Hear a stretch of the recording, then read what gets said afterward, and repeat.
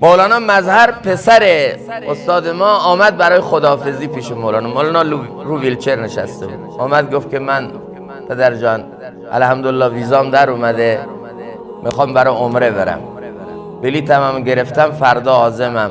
بابا آمدم خداحافظی کنم و آمدم که ازت دعا بخوام. مولانا رو ویلچر نشسته بود، یک مرتبه یه آهی کشید، گفت بابا پدر پیر تو میخوای ول کنی کجا بری؟ بعد یه دفعه مولانا مظهر گویه شوکی بهش وارد شد، گفت که پدر جان من اینجا بمونم؟